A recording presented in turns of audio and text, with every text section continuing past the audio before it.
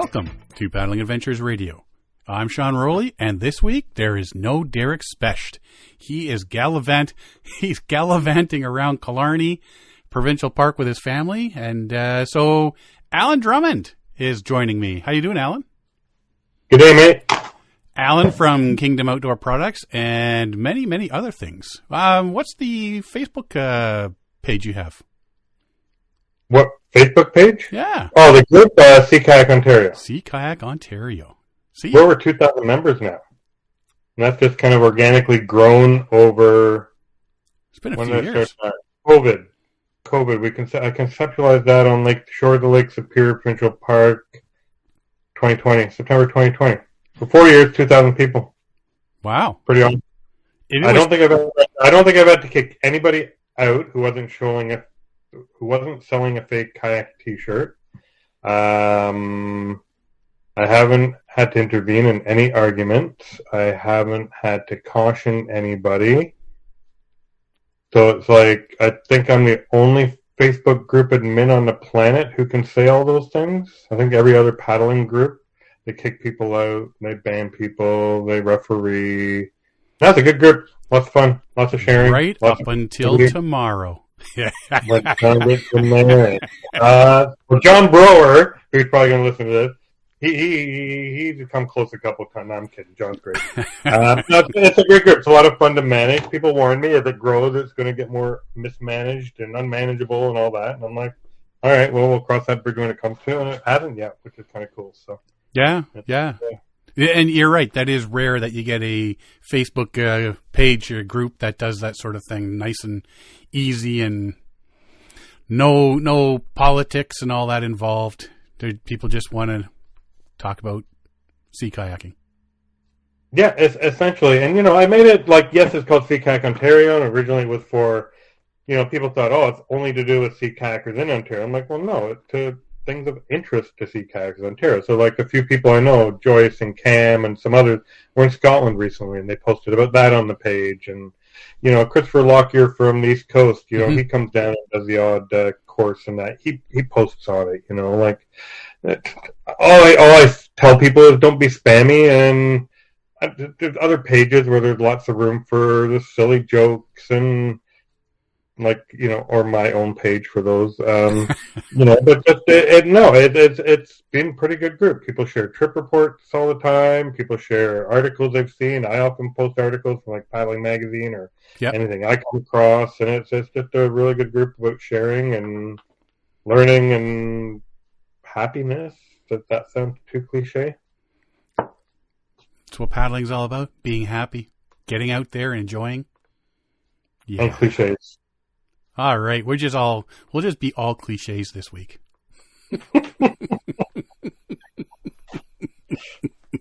Can you feel the love? What's new with you? So Derek's off paddling in Killarney. You got a much coveted spot. Yeah, last minute spot. That never happens. Very cool. Yeah, so no, him and the family are up there enjoying the wilderness canoe tripping, and hopefully we'll... One canoe, or did they take two yet? No, they've only got one still. Okay. Yep. He hasn't pulled the trigger on a second one because, I don't know, he likes to paddle. He likes to be in the back of the boat, and eventually the kids will take over. Can you mute this for a second so nobody can hear what I'm about to say? Hashtag control freak. Okay, you can unmute it now. Nobody will hear that, right? No one will hear that, yeah. You know what? I get to be the same way, though. I mean, part of it with me is sitting in the front of the canoe, there's not enough room for my legs. Being a 6 foot tall person sort of thing. But I just prefer being in the back of the canoe, paddling and steering, and hashtag control freak, whatever. All right, so this segues nicely into our first, our 1, 2, 3, third, our 10th, 4th, 7th. We're going to talk about, and here I am. Screech! We're getting off topic already. Is this your first day listening to this podcast? Have you ever been in the back of the canoe? What's that? Has Tracy ever been in the back of the canoe with you? Not with me. No. No, she's always in the front or the middle. Hashtag control freak. Yeah. But she has paddled in the back of the canoe before. Oh, I know. She did the Tori's thing, paddle like a girl. Yeah. And I know she's been out with others and girls' trips and whatnot. So, But I think it just goes to, like, you know, we all, like in any relationship, whether it's paddle partners or life or work or whatever, we're going to do these comfortable roles and we just kind of go with it, right? So, and then I'm sure with you, like me, when, you know, you were paddling for years and years and years and years and years with not a lot of involvement with Tracy because you had your thing and she had her thing, then all of a sudden she jumps in and, you know, I don't want to say upsets the apple cart, but changes it. The dynamic changes. Oh, yeah. It's a whole new. Well, like, for the last I've started, like, really sea kayaking since, like, 2008. And up until, like, 2 years ago, it was mostly alone. Not alone, just it was me. I didn't have my partner along because they didn't paddle for one reason or another. And then Tamara came along, and she loves the outdoors, and, you know, I guess, what are we now? 2024, 2023, she bought her own boat. 2022, we had her, I think, twice. And 2023, we ended up finding her and getting her a decent sea kayak, and she just loves it. So it's like kind of changed the dynamic of, you know, my paddling, right? So, yeah, with me, I mean, when it comes to canoe tripping and stuff, it's you get that core group of people you paddle with, or you're solo, and then all of a sudden, it's sort of like life takes over. And, well, some of these guys, you know, they got their families or they got work things or they got other things. Their kids are getting older now, so they got to do all these other stuff. And you're like, well, I'm going solo a lot more now, or, you know, looking for other people. And, you know, like even Tracy, she's like, well, I want to go outdoors. Or maybe they actually learn to like us again and they want to come with us. Right? Oh, you still do like me after blank years. So many years. We're 30 years this year, eh? 30? 30 years, yeah. She hasn't kicked my arse to the curb yet. Not for my lack of trying. Underwear older than your relationship with Tracy? What's that? You have underwear older than your relationship with Tracy? Underwear, no. T-shirts, yes. Socks? Socks? T-shirts? No socks, no. Oh, heavy socks. On that T-shirt. I got heavy socks older than our relationship. And rock T-shirts. Rock T-shirts are older than dirt. But yeah, it's you know, she started coming along on the trips, and it really changed the dynamic. But when you just to get back to the paddling bit, I am so used just to automatically jumping into the back seat of the canoe that it just feels, it's just like a car. You're always driving your car, and then all of a sudden you let somebody else drive your car. It's weird sitting in the passenger seat, right? But even still, it's like we get to a portage, the first thing I do is pick up the canoe. Yeah, not even saying, "Hey, well, her role like that, right?" And she does this and that. Yeah, yeah. It's sort of we've sort of developed that. Right? Like I worked with my older brother, for 13 years, and my father, who was our boss, used to get frustrated because he and I could move a whole house or work together a whole day and not exchange a word, but we worked in like symmetry and unison. We didn't have to say a word. We just knew what each other was going to do and how to pick up a machine or how to pick up a couch or whatever. It's like you know your role, you know how the other person's going to react. You don't have to second guess it. Oh, Tracy has the paddles and the pack, and I've got the canoe, and the dog's about case running around after a skunk or something. Yeah.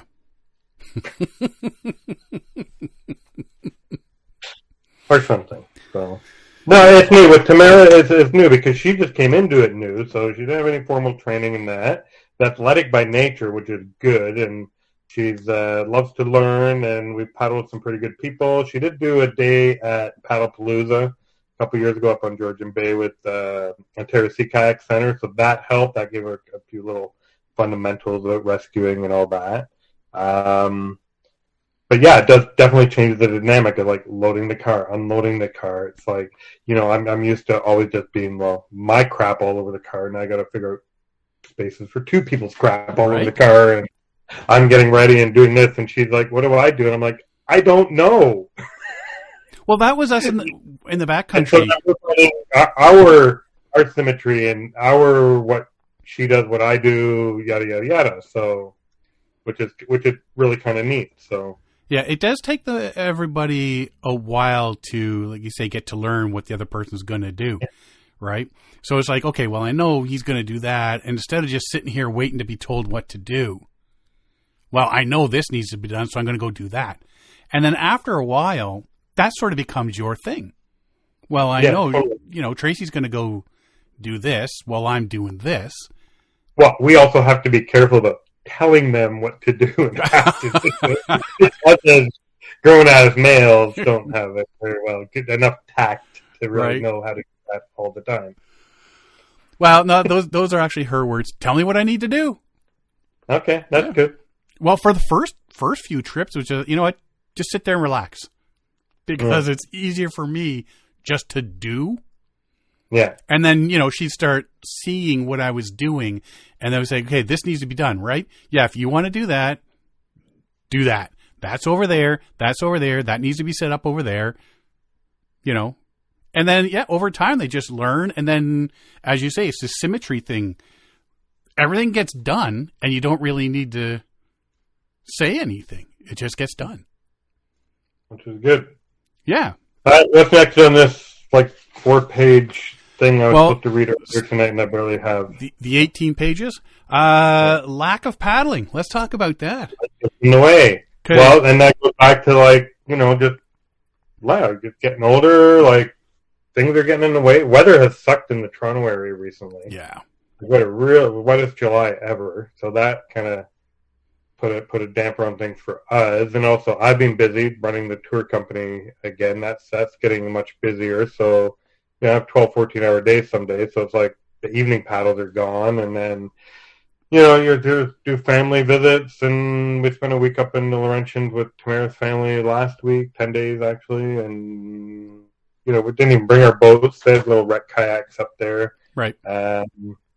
But yeah, I bet you we've only been out mid-August and probably only out 6 times this year, which is kind of peak. But here we are.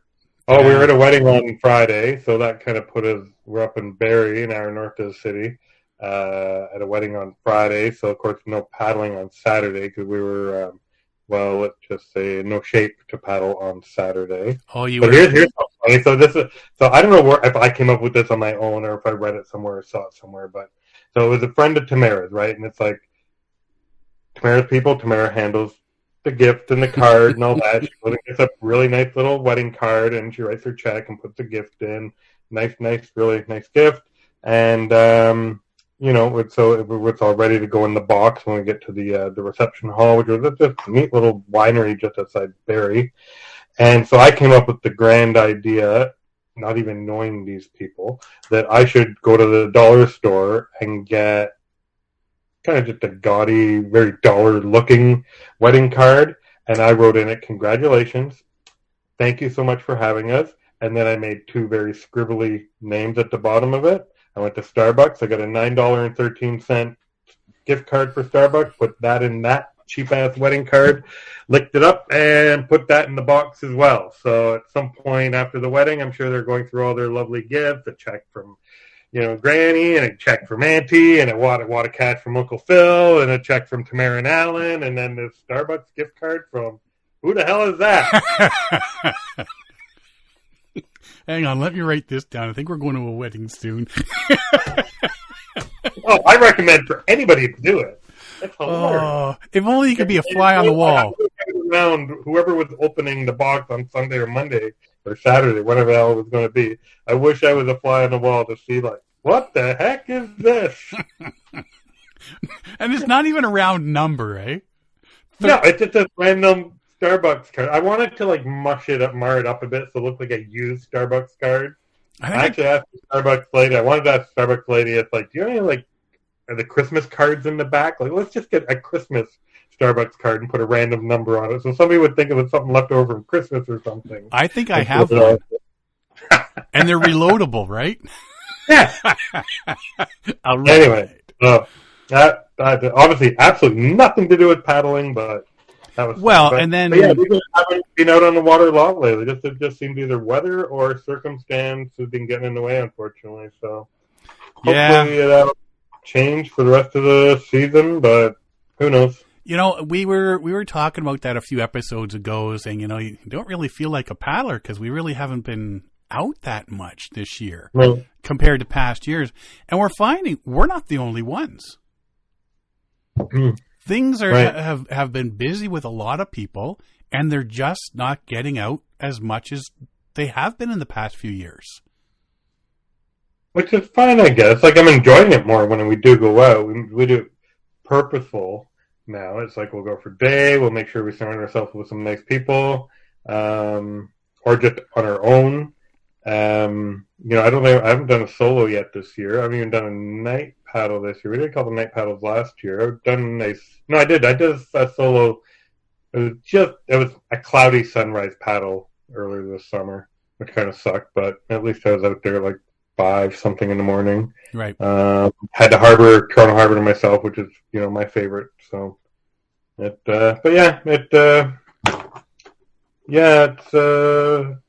weird, but I don't know. And weirdly, I'm not missing it either. I don't know why. I don't know if that's a problem or not, but I intend on fixing it. Well, you know what? It makes you enjoy it that much more because you're missing it now. You know, you're not just taking it for granted, sort of like sitting at a cottage all summer and you can just go out whenever you want.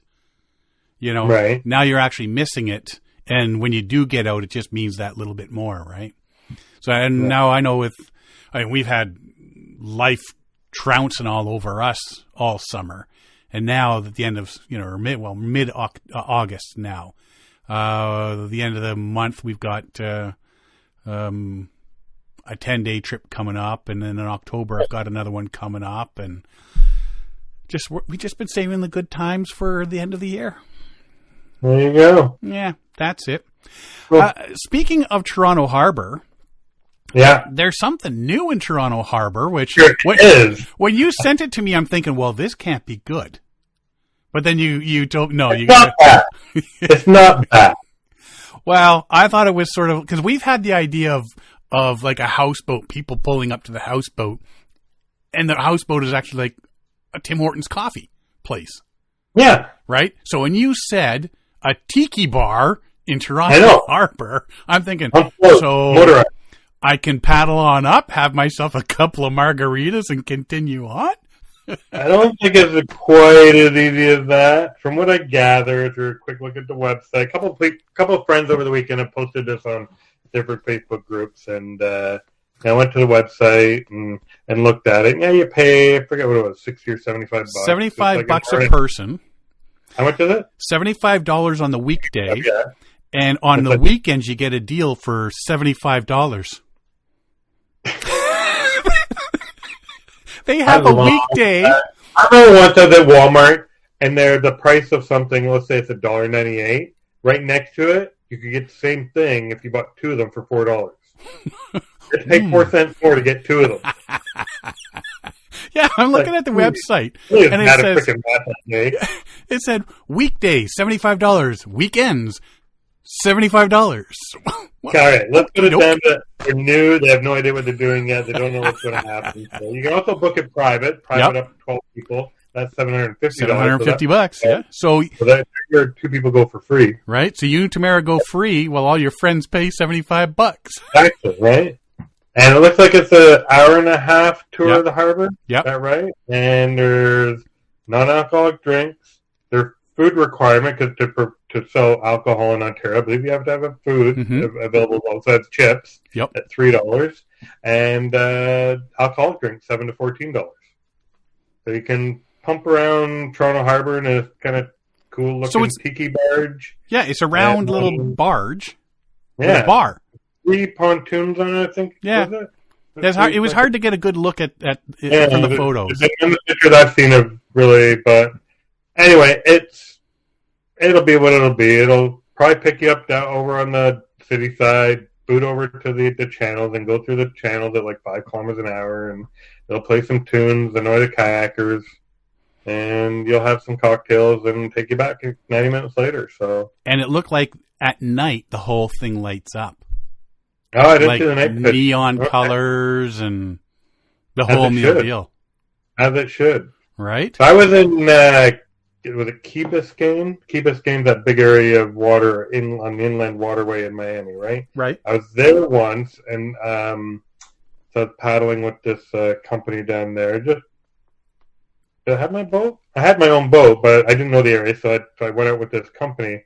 And there's this place I'm looking it up here, the Biscayne Bay, right up near North Bay Village, so the north end of like Miami. And I guess during low tide, it's kind of it's a sandbar, but it doesn't quite get submerged. It's maybe 2 feet under the water, and all these boats go around it. There are dozens and dozens of boats go around it. They anchor off it. There's people in kayaks there. People are standing on the sandbar throwing footballs and all that. But the coolest thing was there was this pontoon boat. It was essentially a floating convenience store. So if you wanted a grilled hot dog, you'd call the convenience store pontoon boat thing, and a guy in a kayak would run over to your, I don't know, bayliner or kayak or whatever with, 2 roasted hot dogs, and off you go. And I think it even sold booze. So you want a new 6-pack? It's like, well, the guy's going to come over to your boat in a kayak with the 6-pack. See, dude was probably raking it in. I don't think it was busy. It was before kind of the digital phone age. I don't think I have any good pictures of it, but if I do, I'll pop them onto the Parliamentary Radio Facebook page. But it was kind of a neat concept because you look around, especially off the Hanlon Point part of Toronto Islands, the beach there. On a nice weekend day, there's a couple dozen boats anchored up off of there. And if you could figure out a way to get them stuff, I think people would buy stuff. See, and that's what I said. Like, if you're, especially like on a summer Saturday, Sunday morning when all the fishermen are out, if you can get yourself a houseboat and put it in such a spot, like the main thoroughfare, like you'd have people pulling up in their boats, people paddling up, everything, and you'd make a killing. You would. Well, one of our kind of things we got used to doing in the last number of years, that the west side of Toronto Island is Ward's Island. There's the Ward's Island Cafe. Unfortunately, it burnt down in February or March. Right. Like the paddling community, was like, oh no, right? Like, we used to, like, it's like on a Saturday morning, you'd like launch early, you'd paddle around, you'd go stop at the beach at next to the ferry terminal there, and you'd walk over like literally 100 yards, grab a breakfast sandwich or a breakfast wrap and a coffee, and have a nice little break, right? Mm-hmm. So they've actually just last week or week before, they've got kind of a temporary facility going now with a couple of shacks that huts they put up there. So that's good to see that back. So I guess that's new at Toronto Harbourfront. Weren't people trying to stop that? There was, the Ward's Island Community Association, there are about 600 residents that live over there on a couple hundred little homes. And they just, I guess when that place initially got their, operating license and that, it was for a certain amount of seats, and it was no alcohol. It was like a little coffee shop and maybe some baked goods. But and they're young, the people that own it now. They're in early 30s, they're total entrepreneurs, and they took it, and they make really good coffee. They got a liquor license. They've got a nice patio. They have a really great menu. They have a big garden right there, which they grow all sorts of stuff, which they donate a shit ton of it to the food bank on the mainland of Toronto. And it's just a really cool place to visit. During COVID, as we're coming out of COVID, they got the Cafe TO program, so they could expand the patio. And it's a really cool place to stop in that. And I guess the island residents don't like that because they like their peace little and quiet place. They don't like anybody playing in their same pool. So yeah. A little bit of NIMBYism, but I know myself and some others wrote letters to the city councilors in the mayor's office and that, and even the mayor of Toronto was there the day that the thing burned down and was like, hopefully we can get something for them temporary really quickly and blah, blah, blah, blah. So they had the mayor on their side, but all these NIMBYism kind of, it's a cafe. Yeah. Break. You're going to complain, go complain about Center Island. What's that? If you're going to complain about something, complain about Center Island. They do that too. They complain about the party boats. They complain about the Docks nightclub, which is now the Rebel, which is now the, it's, yeah. They just like complaining. they're out there. Have you noticed more or less paddlers out there at the times you have been out in the Toronto Harbour? And, it probably says a little less than maybe. And I think what's happening now is a lot of people that just got in it for the sake of getting into it because they couldn't do anything else during COVID. Right. Maybe have drifted off. But as far as like sea kayaks and that, I think it's kind of the same numbers. Still see a lot of stand-up paddleboards out there. The random wreck kayaks, I don't know because we didn't see a lot of those other than the rentals in the Toronto Harbour. Not hard to say with that, but probably down a little down from like 2019, probably not, but down from like 2021 or 22, probably. At the height. Yeah. Everybody was. Right. You pull up to like Duffin's Creek or Etobicoke Creek or the bottom of the Humber without, there being like, 16 people blowing up a sup or, pulling a friggin' Pelican out of the back of a Toyota Corolla or something, So I think some of that has dwindled off a bit as we're able to travel again and get out and do other stuff. So I'm surprised it's actually taken this long to start dwindling a bit. Because even I've noticed it down where we are. There's, there is definitely less people out paddling the river.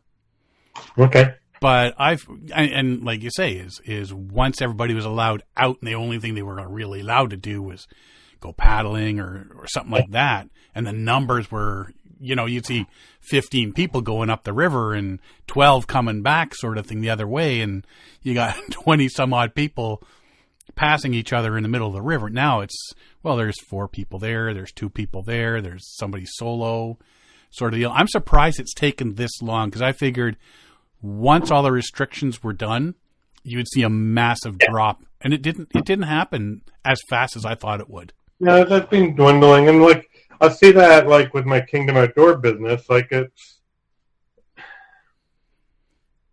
definitely not down, but it's not up either. Right. So. Right. All we're going to do is keep beating it into people's heads that this is what they want to do. They want to be out on the water. Yeah, no, paddling's fun. Yeah. Have you been watching the Olympics? A little bit here and there. We're up at the cottage in Quebec, and I don't know if it even had TV, or if it just had like streaming.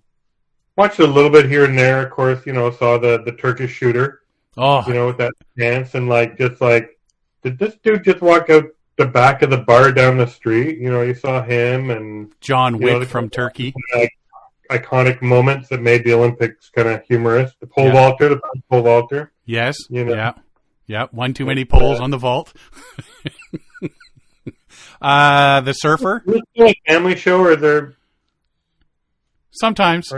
Most of the times it's a family show. That meme I saw coming out of the Olympics was, "Oh, that's great! You won gold in the men's pole vaulting. Congratulations, Tiny." So if you haven't heard about what happened in the pole vault at the Olympics, it was a French vaulter, wasn't it? Just Google French pole vaulter. French pole vaulter. You'll know exactly. You've got the right video. So apparently, whether it's your Google face search is off. Yes, whether it's true or not, I heard an adult video company has offered him $250,000. Well done, son. If there was anybody who had more fun of that Olympic Games after sucking at it, I'm sure it was him. Right? So, well done, son. So there was... made news. Canada's Katie Vincent, gold and bronze. Not right. Canada, Mississauga, where I grew up in spent a lot of time in Port Credit. So did she. The Don Rowing Club. So that was pretty cool. The first Canadian women's gold in canoe or kayak ever. So that was pretty awesome. Met her a couple of years ago. One of her sponsors had a little event, coffee shop. Met her, got my selfie with her, as one does. Yep. So that was pretty cool. But I think you want to talk about something a little more gnarly. So I get a bit picky when somebody says canoe slalom and I look at it and it's a small kayak. The only thing is one blade. They're doing a canoe is not based on a blade because now I know a lot of people that are canoeing with double blades. Does that make it a kayak all of a sudden? No. Well, that's where you get into terminology, right? If you go to the UK, as we've discussed here before, and I think you and Derek have discussed as well, a canoe is a canoe is a canoe is a canoe. And it can look very different. What I paddle in the UK is a canoe. What you paddle in the UK is a Canadian canoe. Right. Closed deck, top deck, open deck, whatever. So, hey, whatever. It's like it's a hot dog sandwich. It's a hot dog sandwich. Right? Yeah, it's just a wiener sandwich. It's closed on one side.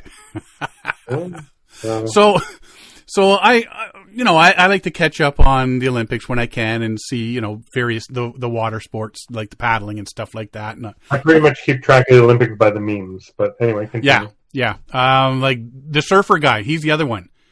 Oh, that's fantastic. Best picture ever. They took a picture just as he's standing straight up and down with his arm and finger up in the air. Did you see that other picture? It was on this past weekend. I don't know who the athlete was or where she was from, but there's a whale breaching behind her. Oh, that was one of the surfing. Yeah. They were surfing. Yeah, the whale was breaching behind them. Pretty cool. I didn't even know they had surfing on the Seine in Paris. Well, it was in Tahiti. Oh yeah. Oh, was it? Yeah. So the surfing bits were down in Tahiti because the Seine River, the only waves you're getting there. You're all serious now. I made a stupid joke. Just run with it. Well, yeah, the only waves are coming from the logs in the Seine River. Anyway, they had to clean up that Seine River. Oh, people were getting sick. Yeah. Belgium pulled out. I will swim in the river. Yeah. Belgium pulled out because one of their swimmers got sick from the water. Eek. Yeah. Anyway, So there's the canoe slalom, the kayak slalom, which we're watched, that sort of deal. Sprint. Kayak cross. The most amazing sport I've ever seen in my life. Right next to the ice skating, cracked ice Red Bull thing. Oh, yeah. And that's exactly, this is like the kayak version of that. Yeah. So basically 4 people start at the top and they get dumped in down white water. And there's certain things they have to do while they're going down the course. Like one of them, you got to do a roll. So all of a sudden everybody gets to one spot and all 4 kayakers do a roll. And then another one I saw that they had to twirl around a gate. So there's gates. Degree around a gate. So there's green and red gates, and I'm sure those colors mean something. Yeah, so you either go forward around it or you got to go backwards around it. Okay. And it doesn't matter if you're slamming into the other players or not. No, it's full contact. One guy just drove over the other guy. It was like, this is like Red Bull cracked ice or like water polo. Have you ever watched water polo? Like water polo is like the most insane sport ever. It's like, I will drown you for this point with my volleyball. Well, have you not watched the canoe polo? We've talked about that a few times. Yeah, or the kayak polo, whatever. Yeah, the kayak water polo. Have you never watched that? Yeah. It's my like... friend Bernie does that, actually. He does that up in Huntsville or Barrie or Alliston or something. We watched it one year, and this guy was just paddling for all of his worth, and he speared a dude right in the chest with the front of his kayak. I'm thinking, sign me up, brother! Yeah. But yeah, we were watching this, and it's just like, wow, like there's one heat I'm watching, and they're paddling down, and they're doing everything they need. There was a girl that was in first, then she was in second. And then I thought she was going to take over. Then she hit a gate and screwed it up. And next thing you know, she's in fourth.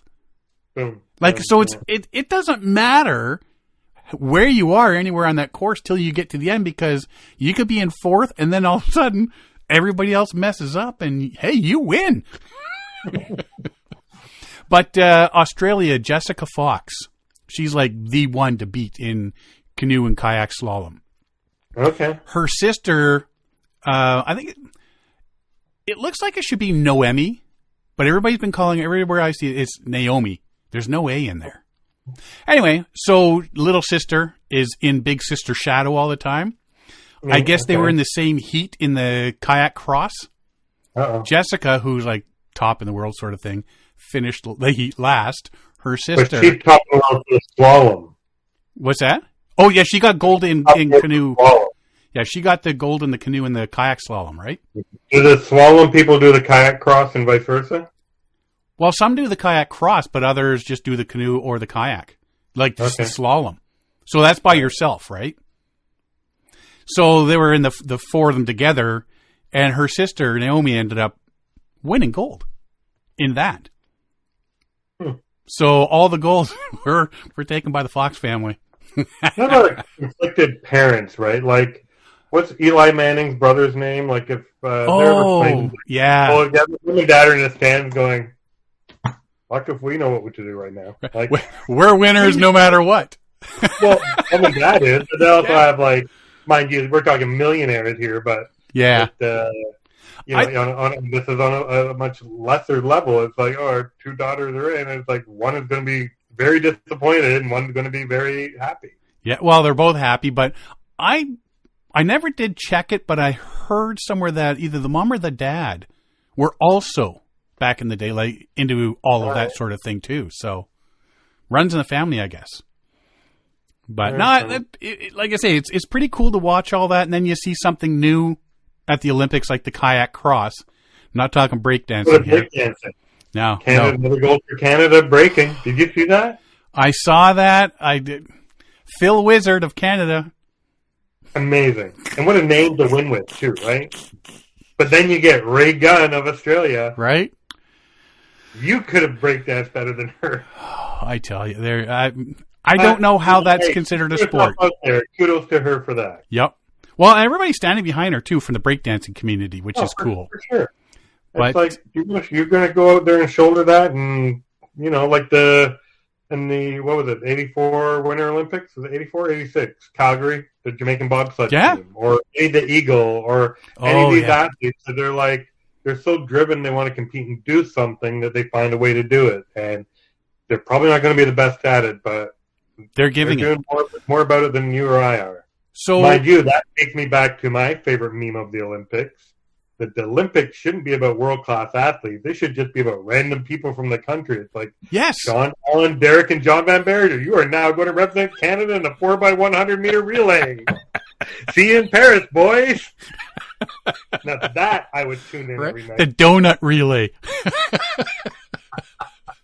Well, so Chad, the country of Chad, sent 3 athletes.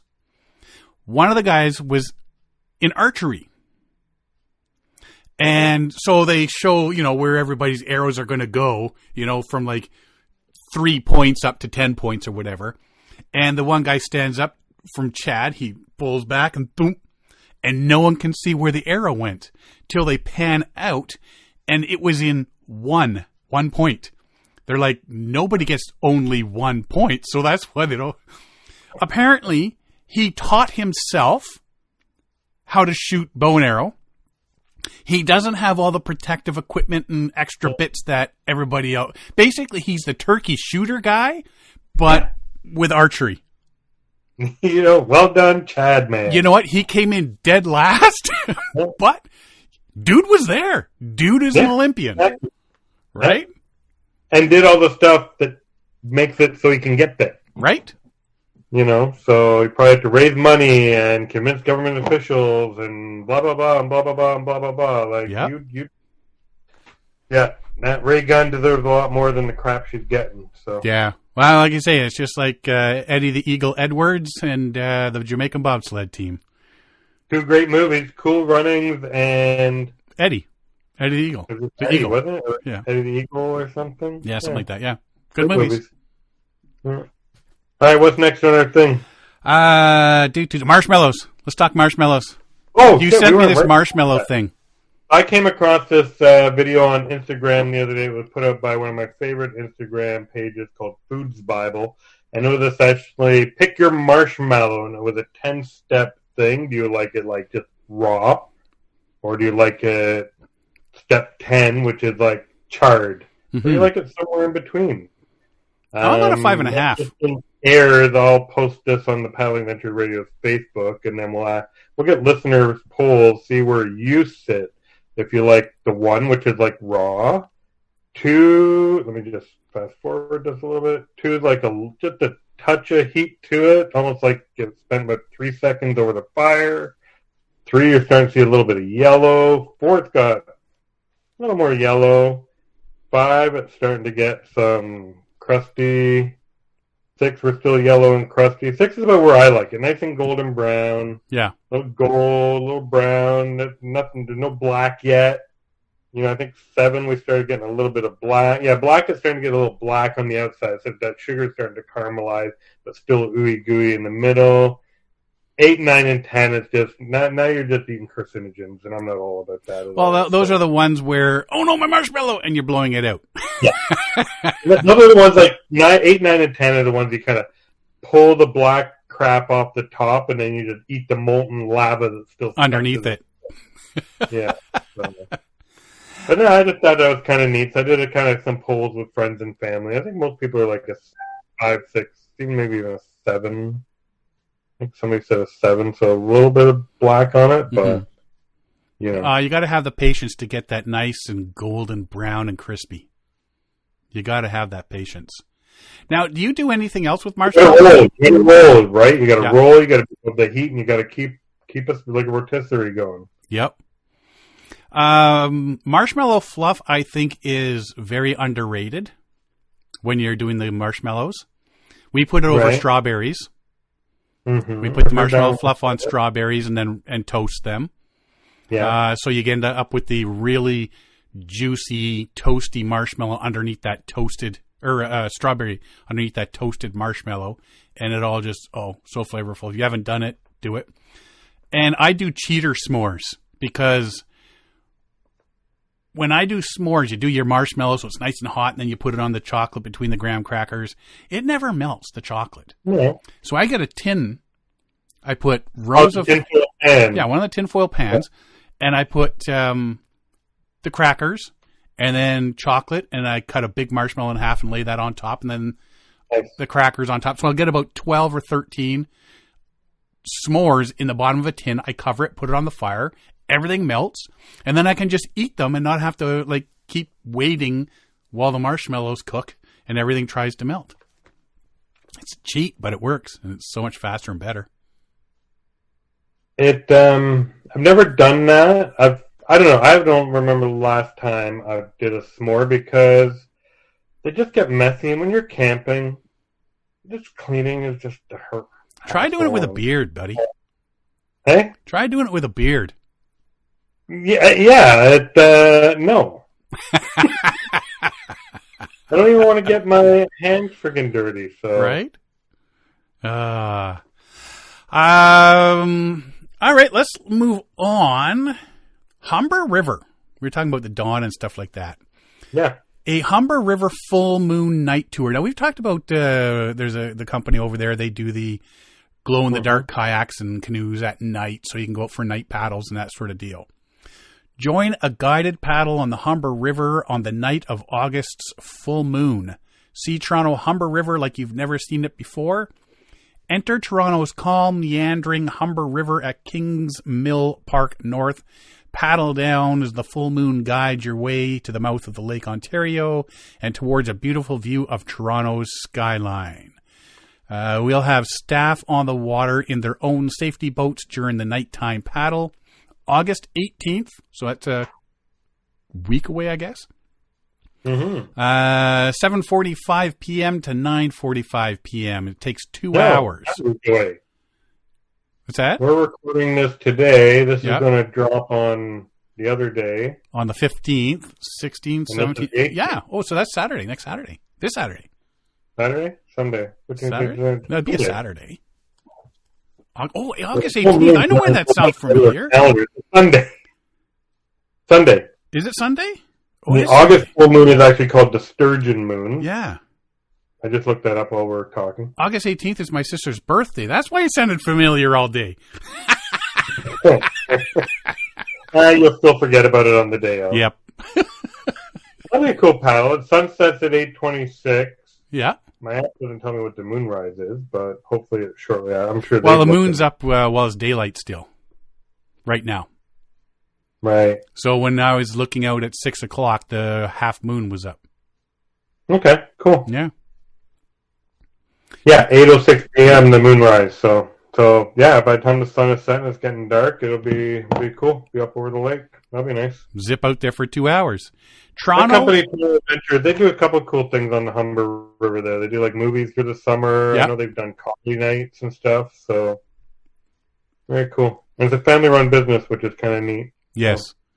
TorontoAdventures.ca for more information. You can book your tickets and your kayak and that there and check it out. Very cool. This one we sort of hits us.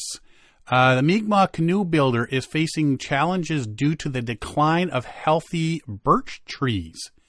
Todd Labrador's family has been building birch bark canoes for generations in Kejimkujik National Park, an historic site in Nova Scotia. That's a nice park, by the way. At one time, we harvested birch bark. We'd put our hands around the tree, and on the inside of the bark was wet, very wet. As you're harvesting birch bark, your fingers would get orange from the dye inside the bark, he says. He says for the past 5 years, his hands haven't been getting orange at all. Went out in search of more bark to build new canoes. A lot of trees. Before he's gone out to touch the bark. There's just a lot of the trees are dying. If you go to the birch trees in this part, skate right over that really bad joke. You cut out. I didn't hear it. I said, I wonder if he's tried Cheetos before he's gone out to touch the birch bark. Harvest the Cheeto tree. Probably just as well you skated right over that. No, unfortunately, for some reason, we cut out every so often when we talk over each other. Probably for good measure. Probably. A lot of trees are already dying. If you go to the birch trees in this part of Nova Scotia, for sure, Kejimkujik's in the southern part, you'll notice a lot of birch are already dying. The tops are dead, and a lot of big birches are on the ground. Still, he presses on to piece together any bark he can harvest into a canoe that will be launched in September. Visitors stop by his workshop in the park to learn more about his process of sewing a multitude of smaller bark panels together. And that's exactly what you see a lot of people. I mean, I think gone are the days when you get one canoe made of like one piece of bark.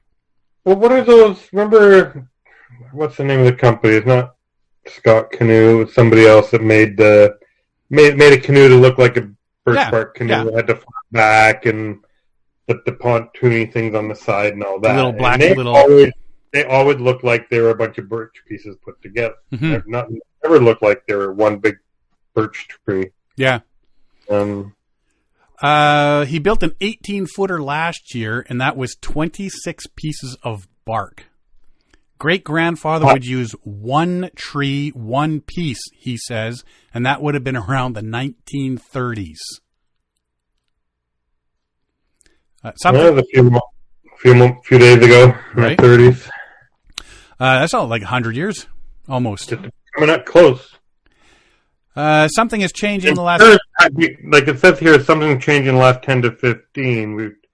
The bark won't harvest like it traditionally would. Now, when we do, it's filled with lumps and bumps and we can't use it. You know, I'm sure that's probably in his region. 'Cause I remember years ago, and this is going back probably 10 or 15 years ago, speaking to an old friend of mine, Mike Ormsby. He was an Indigenous guy in Toronto, and he built tons of birch bark canoes, and he was telling me about it. It's like, yeah, you just can't, like, it's really, really hard to find what this gentleman's talking about, Mr. Labrador here, find birch bark trees that are good enough for this, that are, you know, because you want one that, if memory correct, right about this, but you want one near the end of its life. You don't want to kill a live tree, like a nice living tree it's supposed to be nice and big and toward the end of its life. Mm-hmm. And that's when you kind of slit it all the way down, you're 18 or 20 feet from top to bottom, and you just unpeel it, and that's what you start working with. And he was telling me about that this long ago as well. So I'm sure it's been ongoing for a long, long time. And I'm sure tree harvesting has something to do with it. I'm sure climate change comes into play and many other factors that two bumps on a log like that have no clue about. So, well, Labrador says he hasn't seen many insects and is unsure of the exact cause of the lumps. recently traveled to New Brunswick to seek out better quality bark so he can keep his canoe building tradition alive by patching together whatever bark he can get. His current canoe is set to be completed and launched September 7th at the park, and the event will be open to the public. So if you can get the chance to go check that out. Yeah, so until they figure out what it is, he's going to have to keep going elsewhere and piecing together, like I say, but 26 pieces. Have you ever watched the National Film Board of Canada's Caesar's Birch Bark Canoe? No. Yeah. Maybe part of it. It's 50s or 60s. But yeah, it's Northern Quebec, the Caesar, indigenous. In the winter, and he's building on like these like. No, it's summer. Okay. Lots of mosquitoes. But he builds a birch bark canoe, and they follow him through the whole process of how to do it. And it's pretty cool to see it. So, birch bark trees, they're dying. Yeah. This one's up your alley just because of the Scottish. Aye, laddie. Just because of the Scottish thing. Roland Arneson. Hold on 1 second. Back to the birch bark. The Sports Pal canoes. Oh, Sports Pal. Yes. Sports Pals. Yes. They're made to look like a birch bark with the you can put a motor on the back end and stuff. That was like the Canadian Tire Special. Pretty much. Yeah. Likely. Roland Arneson, Call of the Loon expedition, has seen him paddle the length of the Scottish western seaboard in search of remote seabird colonies. Set off in April on a solo journey by sea kayak. See, why aren't you there? Weren't I there? Yeah, why don't you go there and do stuff like that? I was there in March, and I saw seabird colonies, but I didn't see kayak up the coast. Why? I was there for a funeral, so I was engaged in other stuff. Funerals one day. Just so you all know, I've never once seen Sean's face look like this. He was stumped. He didn't have a freaking clue what to say to come out of. I was there for a funeral. Oh, I know what to say. I'm thinking, like, funerals one day. How long were you there? Well, you know how much tea you have to have with aunties when you're over there, and I'm going over there for a week. They don't know how to sea kayak? I did take 2 days to myself when I was there. I walked around Edinburgh and climbed up a big mountain in the middle of Edinburgh called Arthur's Seat. I can still feel my seat from climbing up that mountain. And I went to a place called Holy Island, just south of the Scottish borders in England, just north of Newcastle, and you can only get to it during high tide. So that was kind of cool. There's a little monastery over there and a castle up on a hill and little cafes and touristy stuff and that. But that was really cool. But I didn't get any time in boats that trip. But that's too bad. Have you ever gone?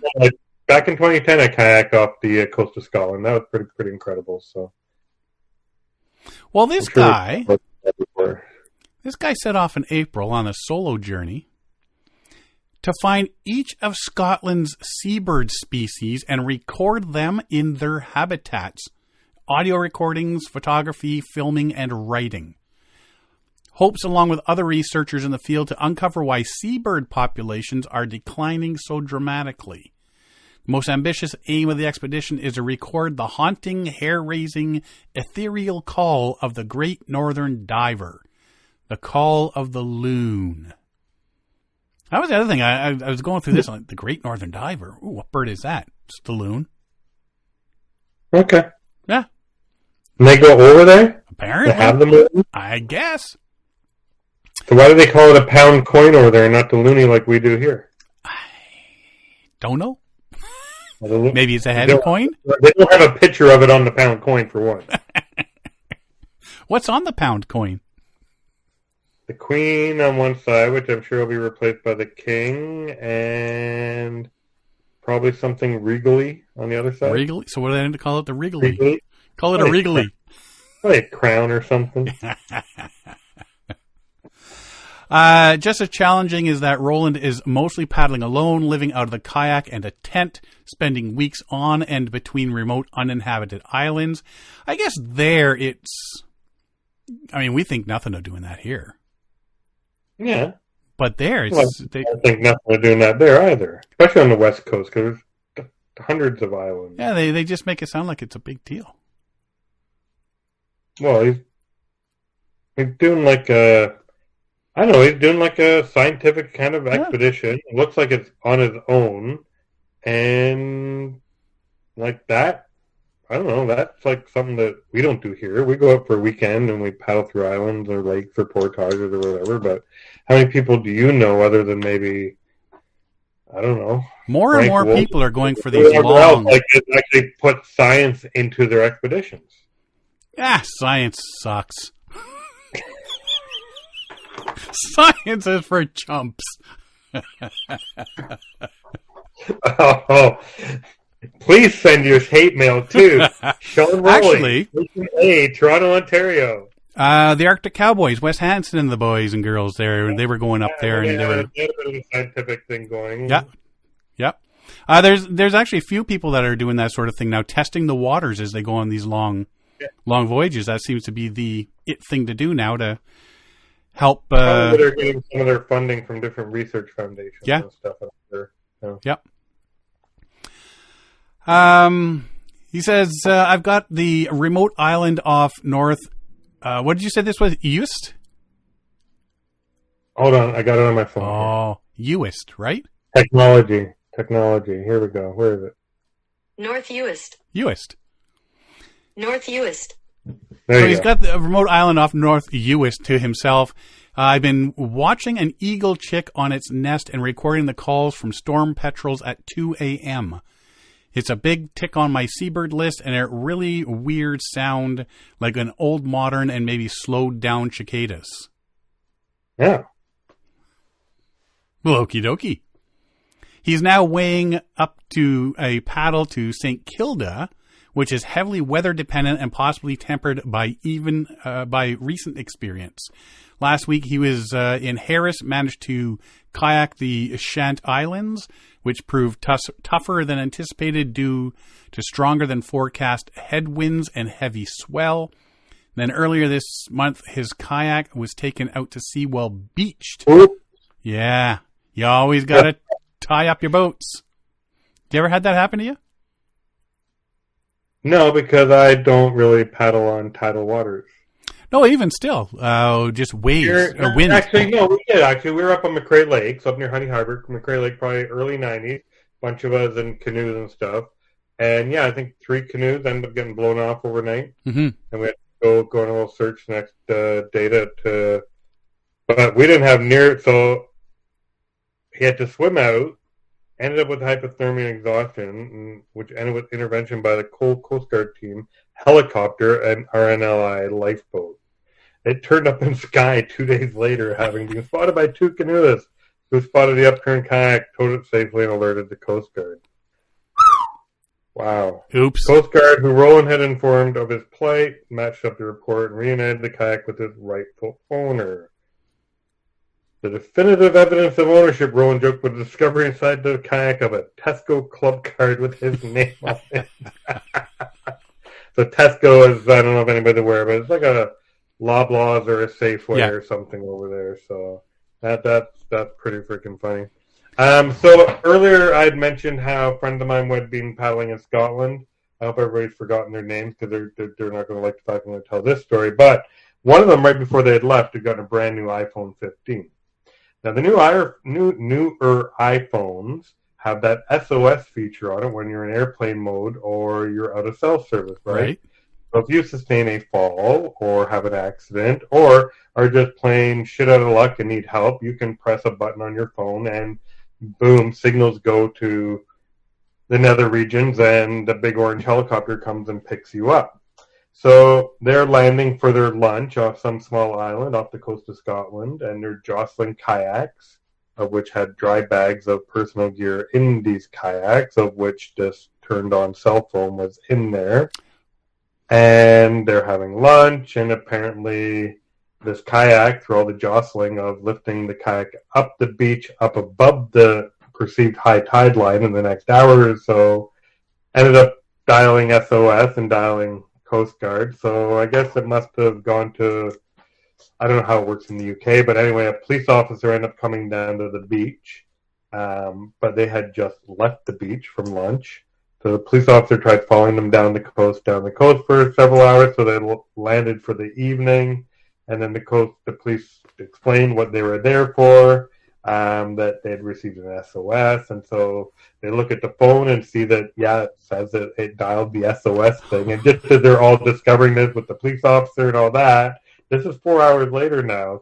So don't ever think that if you press that big orange button on your Spot or your Garmin or your iPhone or whatever, that 7 minutes later a helicopter is going to be above you. 4 or 5 hours later, big helicopter, I don't know if it was RAF or the UK Coast Guard or whoever the hell it was, but the big rescue helicopter came.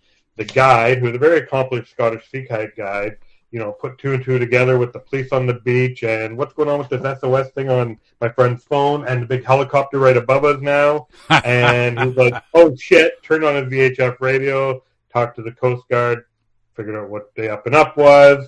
Everything's fine. Coast Guard helicopter off it went. Police officer off it went. And my friends now have a nice story to tell. And turn your damn phone off if it's in the boat.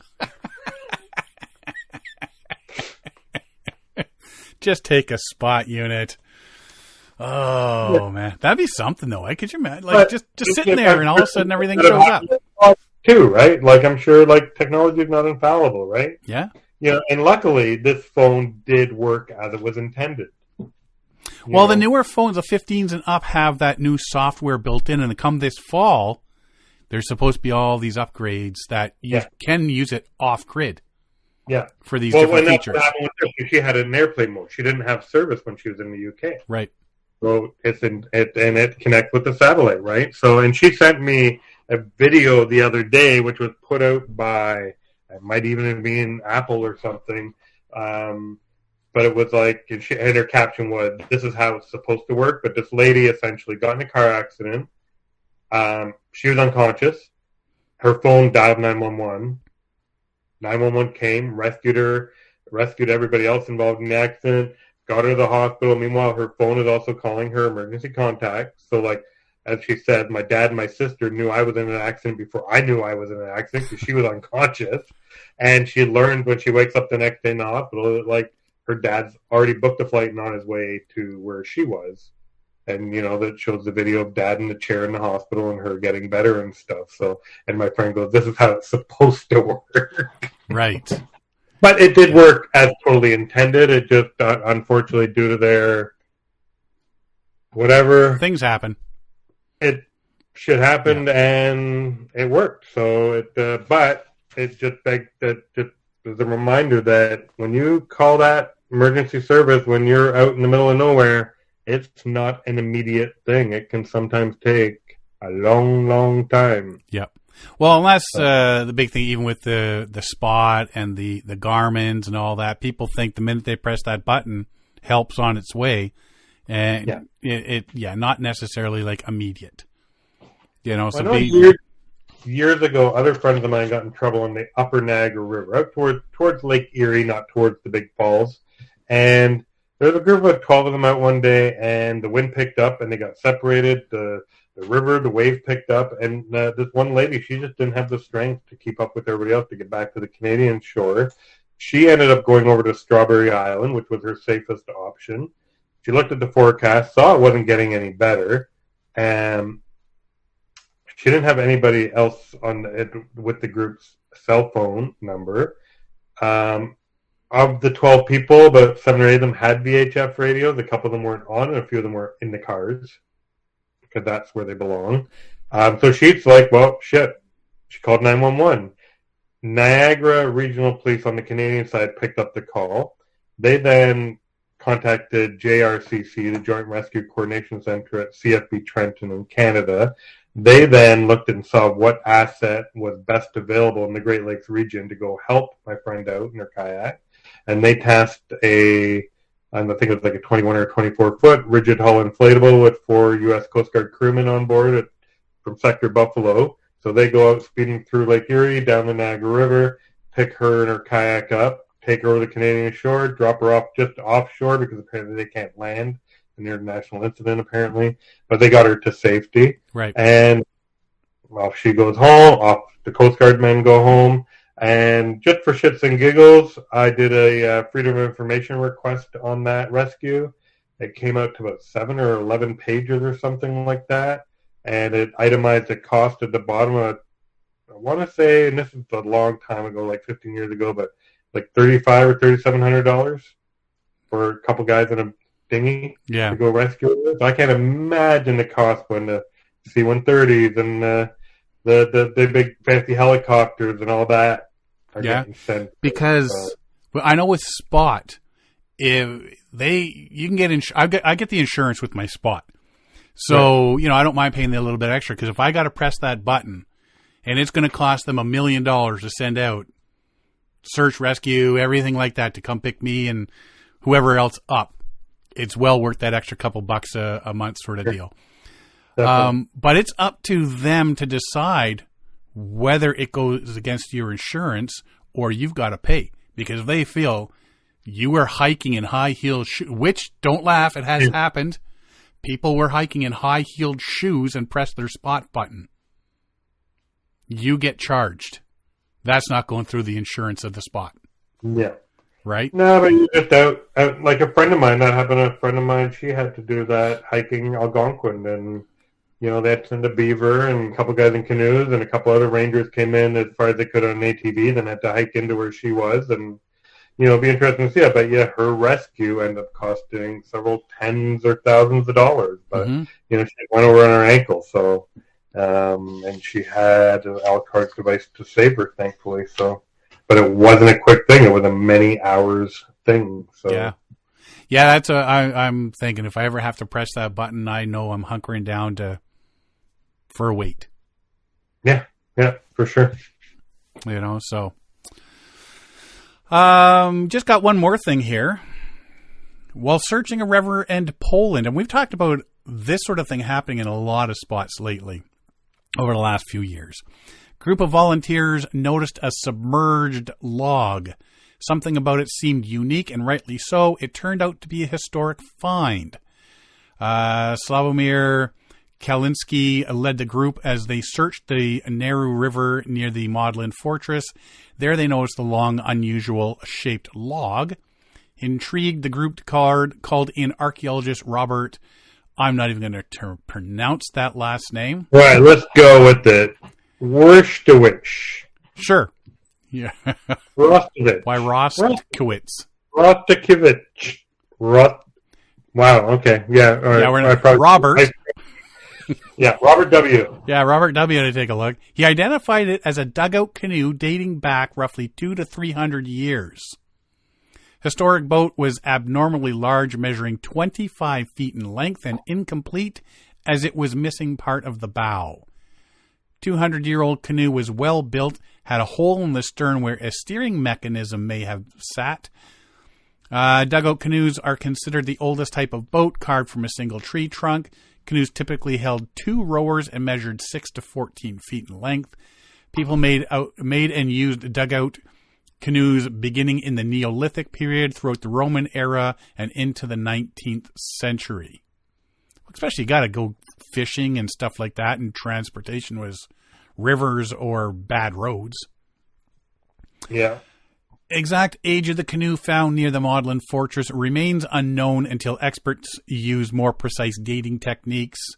After the initial inspection, the group hid the canoe along the riverbank, using stones to submerge it and keep it from floating away. River water will help preserve the fragile wood until officials have figured out where to take it. Modlin Fortress is on the outskirts of Warsaw, roughly 25-mile drive northwest from the city center. But that's what they found, the boats that they found in Wisconsin.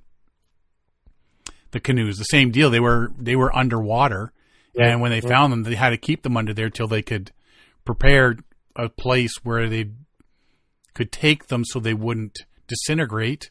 Held down with rocks and dirt. And then when the lakes rose, they ended up being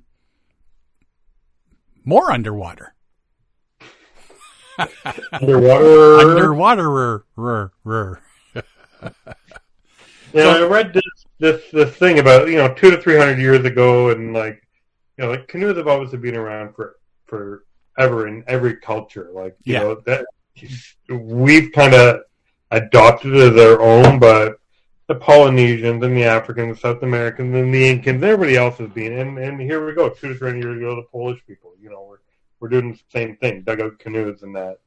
I remember watching years ago this documentary. It was called Happy People, A Year in the Taiga, Taiga. It was about this village of trappers and stuff in Siberia, and all the old rudimentary stuff that they still use. And it's what it aired in 2010. It was so from early 2000s, late 90s, and that.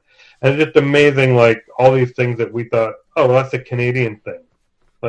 Oh no, they're doing it in friggin' Siberia. Of course they are. It's just our ignorance of what we know about just our lives, but they're not dissimilar from so many other people's lives. And with this canoe, a dugout canoe, 300 years ago in the forest in Poland, Well, I mean, pretty cool. You start looking around the world at all the different types of floating transportation, and the dugout canoe is everywhere. All continents. Well, just think about if you ever go to a lake with an island on it, once you set up camp, and let's say you're there for more than one night, what is one thing you will do while you're there? You're going to go see that little island in the middle of the lake, aren't you? Yeah. You don't think all these people, the Polynesians or the Africans or the Burmese or whatever, when they've gone to the shore side and looked out and went, oh, look, a tree. Let's go look at that tree. How?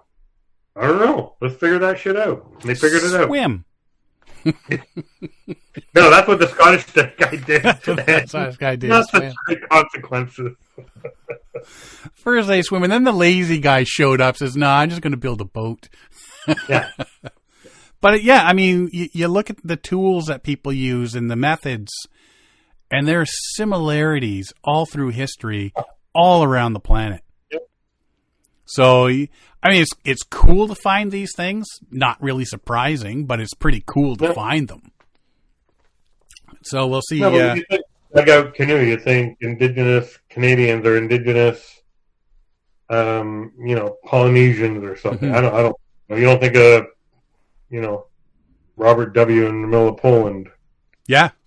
You're thinking something going down the Amazon or something. Well, let's see here. It's on the outskirts of Warsaw, roughly 25-mile drive northwest from the city. Road trip? I'm in. All right. We'll take Derek's car. He can pay for gas. Either that or we join the guy counting seabirds. We can do both. What else? We could go to Kejim Kujik? Yeah. Yeah, it's on the way. You hit Poland? Nova Scotia, then you hit Scotland, and then over it's a hop, skip, and a jump to Poland. Poland's right there. See? Amazing. And then we can zip over and see Ariana in Japan. And then back home. All right. So we'll be back by Wednesday? Ish. Okay. Not saying which Wednesday. Yeah. Yeah, I got a thing on Thursday. Are we at our 52 minutes yet? Yeah. Oh. Yeah, just. So Sean told me when I first started, he's like, okay, as long as I get my 52 minutes, and I'm hoping to end at 47 minutes so that we could just not get 1 over 52, but here we are. Oh, 443 episodes have all been 52 minutes or longer because when we first started this thing, we had to have 52 minutes to be on the radio show. What was the name of it? Reno Viola? Outdoor Radio? Outdoor Journal? No, that's his brother, Outdoor Journal. Wow, it's so long ago now. It's 8 years. I can't even remember. It's just totally... How many episodes did you do with him? I don't even think we reached 100. No? With him, no. No, it was only... Not even 2 years? Yeah. And then we just decided to keep it as a... it was like Reno Viola or something, wasn't it? It's Reno Viola, yeah. Angelo, his brother's on what I call real radio. He does the Outdoor Journal. Okay. Yeah. But it's because of that show, I was on his show, that Reno heard. Ah. and said, "Oh, he sounds like he knows what he's talking about." I fooled him. Yeah, look at that one right over your eyes, buddy. We're actually at an hour and 15 minutes. Damn it. So, sucks to be you, buddy. You got anything else you want to talk about, Alan? Anything at all? No. No? Things are going good? Did we talk about anything paddling related tonight? We did. Yeah, I guess there's two things. Okay, Yeah, we were all over the board. And I remember your takeaways from tonight are go vote on the marshmallow pole thing. We'll try to figure out how to do. Yeah. And also, you're supposed to go watch the French pole vaulter video. Yes, and if you haven't seen kayak cross, go view that as well. I can't talk when you're on here, Alan. You just... I'm doing nothing. I'm just sitting here. Yeah, sure. Not all of us can be that serious like Derek, you know. Yeah, Derek just sits. Hey, they're having fun because they've been had. Oh, when did they go? When did they leave? Sunday. So they've been gone for a few days now. Because there's weather coming Friday into Saturday. Otherwise, they'll have a good week weather-wise. Hot down here. I'm sure it's going to be nice up there. Should be. Are they doing much of a trip, or are they just like at one site, or what's their plan? I think they're hitting a couple of sites, and then they want to go do the crack and stuff like that. Do some hiking and stuff while they're there. Do some fishing and some swimming and some relaxing and doing nothings and campfires, bunch of paddling and stuff like that. Well, I'm sure because this will drop on Thursday. They'll be coming home Saturday, Sunday, so I'm sure he'll be listening to it in the car on the way home. No, not necessarily. He said he does that sometimes. Sometimes. Because he wants to see how much mischief I've been up to. Right? I think it's really Siobhan wants to hear my voice. Probably. How you doing?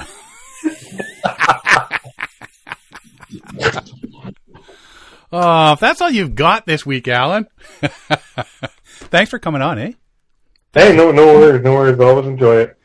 Yeah, you know what? We always look forward to replacing Derek with somebody, and every so often we get somebody on here, and we think, yeah, I bet you could replace Derek, and then we get you on the last time you had a co-host? Because I haven't been on in ages. I don't even remember the last time I was on. No, it seems every time somebody's on, Derek's here. Oh, okay. Yeah, just can't seem to get rid of the guy. I think he's on to us. All right. Yeah. Did you listen to last week's show? Andy and Kevin Callan are going away. Way up north. Yeah, but Kevin doesn't even know where he's going, does he? And we doesn't know if he's coming back either. Okay. We have a theory. Did Andy tell you where he's going? Nope. But our theory is he's taking Kevin way up there and not bringing him back. Okay. Take from that what you will. Well, he just sold his house. What's his daughter's name again? Kyla? Kyla. Anyway, there's probably a bank account with a nice lump sum of money in there now that he just sold his house. So see, that'll make things easier for her if Andy disappears him. Right? I used to have one of my buddies. I used to take him on canoe trips, and his wife always, jokingly, of course, well, if he happens to not make it back, and there's some insurance money, a couple of percentage. Not that I'm saying what you think I'm saying, but I'm totally saying what you think I'm saying. Right? It's not that I wouldn't miss him, but I wouldn't miss him. Yeah, I brought him back every time just to piss her off. Thanks for coming on, Alan. Cool, man. Thanks for having me. If you want to find out more about us, you can find us at paddlingadventuresradio.com. We're on Facebook, Instagram, YouTube. You can download or stream our episodes on iTunes, Apple Podcasts, Spotify, Podbean, iHeartRadio, Player FM, and all your favorite podcast downloading sites. Or you can just go to the episode page at paddlingadventuresradio.com and you can download or stream all our episodes there. If you enjoy the podcast, please share it with friends, family, and fellow paddlers. I want to even people you don't like.